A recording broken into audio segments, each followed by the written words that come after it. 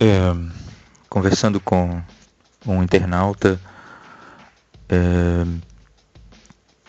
me lembrei de uma questão que realmente tem que desenvolver, que é a relação da psicanálise com o videogame. É uma relação bilateral, porque a psicanálise é um tipo de pesquisa científica recente, ela tem 100 e poucos anos, como uma forma organizada de fazer uma pesquisa e ao mesmo tempo ser uma terapêutica, ou seja, ela ajuda a tratar a saúde das pessoas. Então é uma prática de pesquisa por um lado, e por outro ela é uma forma de auxílio ao ser humano. Então, essa relação, pelo outro lado, é composta de uma comunidade de jovens, adultos, crianças que são os gamers, os desenvolvedores, os industriais, todos eles que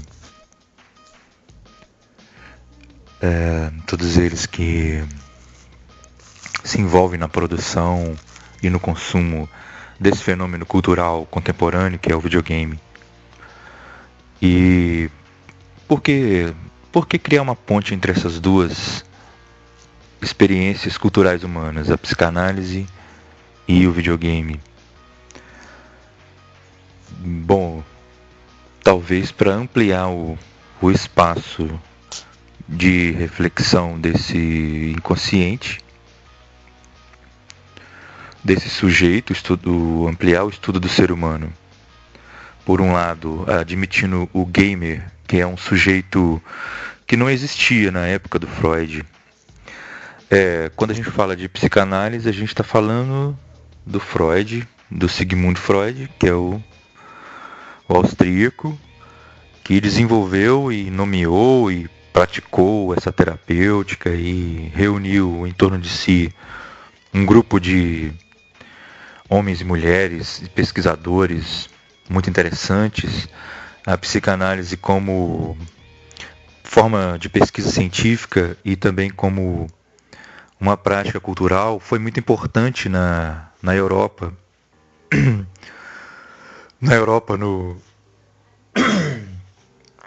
século XX, me lembrei agora que muitos cientistas, filósofos, escritores, pintores, cineastas, ao ler o resultado das pesquisas do Freud, ficou muito influenciado pelas ideias dele. E as ideias dele são muito interessantes realmente. Por outro lado, esse grupo cultural que vai surgir a partir da década de 60, com a criação do videogame, independentemente do ser humano ser visitado por ETs e ter todo um contato tecnológico anterior, e isso tudo é muito possível realmente, independente disso, a tecnologia do videogame foi desenvolvida a partir da década de 60. A gente tem relatos de computador até na época dos gregos. Os gregos dizem que os gregos criaram os computadores há 4.000, 3.000 anos atrás, sei lá, as teorias mais radicais. Por outro lado, eu acho que esse tipo específico de tecnologia, que é o videogame, ela é oriunda da década de 60, daquelas universidades americanas, algumas universidades militares, inclusive. O primeiro videogame, ele é um periscópio ele é um periscópio. O primeiro game você joga dentro de um espaço de um periscópio de submarino. A ideia das bolinhas piscando e você podendo interagir com aquilo. Só que hoje você tem uma imbricação econômico-cultural muito grande. Por exemplo, você tem os festivais de quadrinhos, de nerds, então é um grupo muito grande de pessoas que consomem. Então quando uma desenvolvedora vai criar um jogo, ela praticamente ela parte já de um mercado que já vai receber o produto. Então ela pode criar um orçamento fantasma até, contando com a venda do produto. E é um pouco que as desenvolvedoras fazem, com uma certa desonestidade, que é característica do sistema capitalista mesmo, de produção, de consumo. De qualquer forma, esse grupo ele é constituído também por um grupo que detenha o conhecimento, o saber fazer um videogame, que são os desenvolvedores, que surgem nas universidades, que surgem nas garagens, que surgem... Hoje não é mais nas garagens, mas é nos quartos, são nos quartos escuros mesmo, com alta tecnologia bombando e ar-condicionado. Os caras vão produzindo muito conhecimento, e esse conhecimento não é distribuído. A gente não sabe fazer videogame, não aprende a fazer um jogo de videogame na escola, por exemplo. A escola ela optou por não abraçar essa causa mesmo da cultura do videogame. É resistente e tal, e por um lado pode ser interessante essa resistência, né? Porque é um outro mundo que não dialoga mesmo. São outras formas de cultura. Eu, então, penso que uma associação da psicanálise com o videogame pode ser útil, inclusive para pensar a escola, para pensar as questões da escola. Já que a psicanálise ela ela tem um discurso científico muito bem organizado, que te faz, quando você começa a ler a psicanálise, os psicanalistas, ou conversar com os psicanalistas, ou fazer cursos sobre psicanálise, aí você amplia o seu olhar sobre o que é o sujeito. Eu estudei na UFMG um curso chamado Teoria Psicanalítica, e foi muito interessante esse curso porque me fez entender o que significa a prática de jogar inconscientemente. Inconsciente, esse é o grande objeto da psicanálise. Esse é o elemento assim em torno do qual a psicanálise mais investiga. É a originalidade do Freud nomear isso literalmente e começar a tentar fazer um trabalho com essa dimensão humana que ele vai descrever como uma dimensão que escapa da razão, da racionalidade, que tem que ser acessada em momentos de extrema liberdade de controle mental. Por exemplo, a psicanálise vai se dedicar aos sonhos. Os sonhos escapam completamente ao nosso controle mental, né? Eles são um devir muito grande. E os sonhos explicam muitas coisas, nossos comportamentos, explicam até a nossa capacidade de fazer ciência. A própria ciência ela pode ser explicada a partir da análise dos sonhos. Por que o ser humano faz ciência? Por que o ser humano joga videogame? Por que o ser humano é fanático pelo Sérgio Moro? Essas questões assim impossíveis de você explicar do ponto de vista, por exemplo, das ciências sociais, elas podem ser explicadas a partir da psicanálise. Por exemplo, o Adolf Hitler. Como é que você explica o cara? Como é que você explica um cara que constrói um sistema de controle mental tão fodido que ele controla as pessoas poderosas para as pessoas poderosas controlarem outras pessoas, até chegar no judeu, lá embaixo, que é a massa de manobra. O povo judeu era muito grande na Alemanha naquela época, e eles eram tipo os nordestinos de São Paulo, sabe? Para entender, os nordestinos que vão para São Paulo, os judeus. O Bertolt Brecht, por exemplo, era o Lula da época. O nordestino odiado mesmo, odiado, os caras odiavam. Só que a perversão do capitalismo é que você odeia aquilo que você pode utilizar ao seu favor. Então, os senadores da República do Brasil odeiam o povo porque eles podem utilizar o povo nas formas de trabalho. Você vê as reformas da Previdência que vão onerar os trabalhadores de uma maneira absoluta, né? Elas vão arrancar toda a possibilidade de um trabalhador ter um pé de meia. Toda a possibilidade de um trabalhador comprar um PlayStation 4, por exemplo. Um aposentado não consegue comprar um PlayStation 4. Não tem jeito. Porque a aposentadoria dele vai ser limitada, vai ser vai ser... Enfim, esse não é o tema da nossa reflexão. A questão é que o que eu acabei de fazer, o discurso livre, ele também é um outro elemento da psicanálise. As associações livres. Então, em que momentos você consegue encontrar o inconsciente? Você consegue encontrar, por exemplo, quando você sonha, por exemplo, quando você faz associações livres, quando você começa a falar daquilo que é o seu mais íntimo para um analista, sem se preocupar com a proteção moral do cara. Então você pode falar de assuntos muito fortes sem ter vergonha. O analista, então, é o sujeito na psicanálise que vai se preparar. Ele vai fazer um preparo muito grande. Sobre isso, a gente pode ler o Winnicott, um psicanalista que discute muito essa formação desse analista, esse sujeito que vai escutar os sonhos do outro, vai fazer ciência a partir dos sonhos do outro, da literatura ou dos sonhos de si mesmo. Então você tem, por exemplo, alguns movimentos do cinema, alguns movimentos das artes plásticas que tem a ver com a psicanálise. Por exemplo, uma leitura psicanalítica do filme O Anjo Exterminador, por exemplo, um filme sensacional, O Anjo Exterminador.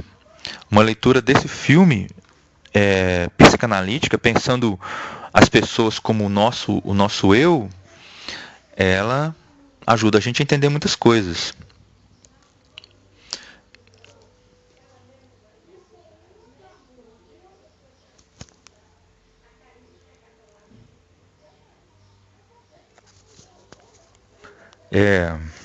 Bom, é difícil focar a questão porque ela é bem ampla, mas o que eu estava dizendo é que o filme O Anjo Exterminador, ele fala um pouco do que nós somos. Então a psicanálise vai ajudar o homem a enxergar o que ele enxerga de si mesmo nas coisas.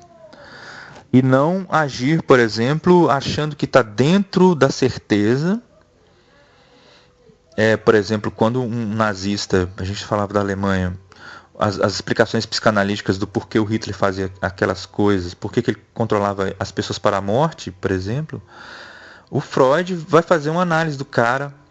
É muito interessante, não só o Freud, o Hermann Hesse também, que é um escritor, vai escrever algo sobre isso.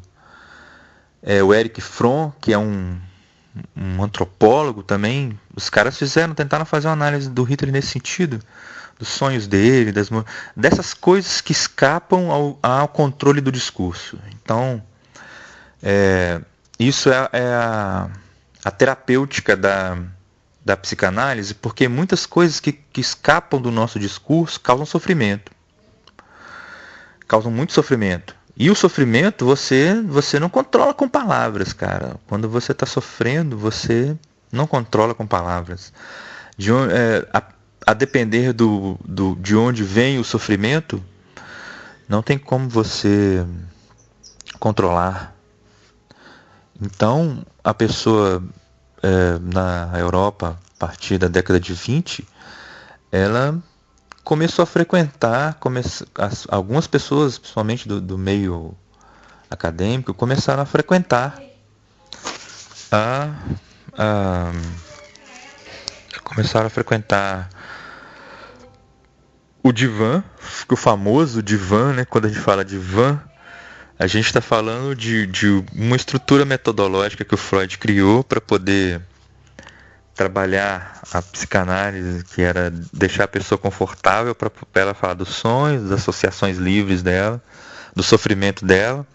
Então, geralmente deitado, a pessoa deitava numa espécie de poltroninha bem rústica. O consultório do Freud, aliás, daria uma fase do Resident Evil de tanta quantidade de instrumentos, de várias culturas, de várias coisas do trabalho dele, mas deixar a pessoa confortável, o divã. De alguma forma, o videogame ele é um divã? Será que a gente pode pensar o videogame como um momento onde a gente fica completamente livre de controles mentais? A gente emerge, participa de algo como um sonho, que a gente vê uma realidade acontecendo a partir de impulsos. E o que seria então o inconsciente? Bom, isso aí é muito grande. O que seria o videogame, o gamer? O que seria o inconsciente? Vamos tentar fazer uma pergunta psicanalítica para o videogame. O que, para os gamers, quais são os motivos internos que você tem para jogar videogame, por exemplo? Que tipo de sofrimento você tem relacionado ao videogame? A gente pode discutir, por exemplo, a ansiedade. A ansiedade por um lançamento de um jogo. A ansiedade por você ser melhor do que o outro. A ansiedade por você ter a capacidade de destruir o outro. Isso é um sofrimento. Esse cara que... no PW, por exemplo, no Perfect World, o cara que tem milhões de golds lá, o cara tem um sofrimento. O rico tem um sofrimento por ter muito. O pobre tem outro. A gente não escapa do sofrer.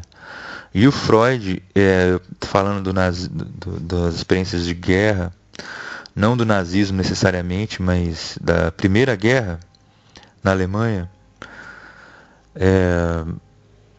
o Freud tratou traumatizados de guerra, aquelas pessoas que muito sofrimento suportaram nos frontes, naquela Primeira Guerra, que foi muito sangrenta.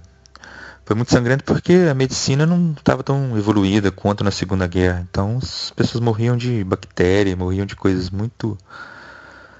Uma guerra química na Primeira Guerra teria dizimado os dois exércitos completamente, porque não tinha uma estrutura. E o Freud foi trabalhar como médico na Primeira Guerra, e ele levou as ideias dessa análise do inconsciente para trabalhar os caras. O cara que mata muito de verdade, mata muito mesmo, como se matava numa guerra, se mata numa guerra, ele adoece, cara, não tem jeito. Existe um mecanismo que escapa ao controle mental. Por mais que o cara seja foda, existe um mecanismo que escapa ao controle. Quando eu falo de mecanismo, eu estou falando no sentido estrutural, assim. Vamos pensar, por exemplo, uma referência biológica sobre isso, o afogamento, né? Prender o ar nos pulmões. O ser humano consegue fazer isso mentalmente por um certo tempo. Você pode tentar prender sua respiração conscientemente. Só que depois de um certo tempo, o seu próprio diafragma ele vai funcionar independente da sua vontade. O seu pulmão você vai respirar. Por isso que as pessoas morrem afogadas. Elas podem tentar prender a respiração máxima, mas quando o oxigênio já foi totalmente consumido, você só tem dióxido de carbono, dispara um efeito no seu corpo que faz o seu diafragma funcionar para buscar ar. É por isso que a gente não morre sufocado quando dorme, a gente respira. Porque se você contasse apenas com seu mental para respirar, você morreria sufocado durante o sono. E E você então libera essa mente fica sem poder. Exatamente por isso que a gente sonha. A gente emerge em um conjunto de emoções, de memória, de desejos, de coisas fisiológicas bem absurdas. É por isso que a gente tem conteúdos de gamers, os conteúdos mais macabros dos gamers, dos games, não dos gamers, dos games. O mineirês às vezes atrapalha o inglês, né? Mas você vê videogames, conteúdos, principalmente os games japoneses, são absurdos assim as construções infernais. E você fica pensando de onde que o cara tirou essa questão, de onde o cara inventou isso, sabe? Ele trouxe lá do inconsciente dele, ele trouxe lá de um conjunto de elaborações muito profundas. Enfim, a tentativa foi só de cutucar o tema da psicanálise e do videogame. O analista, a figura do analista, por exemplo, não pode ser pela internet, não existe psicanálise online, não funciona. Freud ficaria puto. Na época dele já havia o telefone, ele não aceitava psicanálise por telefone. O telefone era a grande tecnologia do momento. Telefone físico, né, de linha, aquele telefone analógico. E porque você tem que estar diante do outro mesmo. O analista, ele é uma figura que você vai ter que odiar ou amar. Para funcionar a psicanálise, ela usa a energia do próprio inconsciente. A gente funciona melhor quando está sob uma emoção. A gente funciona melhor quando a razão ela não está totalmente, somente a razão como dizem os filósofos, a razão instrumental, que é aquela razão lógica que, por exemplo, está levando o nosso país, o Brasil, a um sistema de nazismo muito grande e de violência verbal, violência estética. Eu acho que, por exemplo, a crise do Senado, os juízes, é uma violência estética muito grande. Os caras são feios pra caralho, sabe? Feios no sentido não do branco ou do negro, no sentido do bom e do mal, mas no sentido do feio, no sentido do triste, sabe? São pessoas muito tristes, muito, enfim, isso também é tema de outras coisas. Pessoas raivosas. E o Freud, ele foi percebendo que os soldados ficavam assim, ficavam raivosos, ficavam fanáticos, ficavam violentos, E por que isso? Então, nesse tratamento com essas pessoas, ele foi descobrindo as feridas internas, narcísicas, feridas pessoais, que, por exemplo, no caso da guerra, você infligir o mal ao outro, você se fere, porque toda a nossa estrutura mental, racional, lógica, ela está fundada no reconhecimento da identidade do outro como ser humano. Você tem que reconhecer alguém como ser humano em algum momento da sua vida para você ser humano.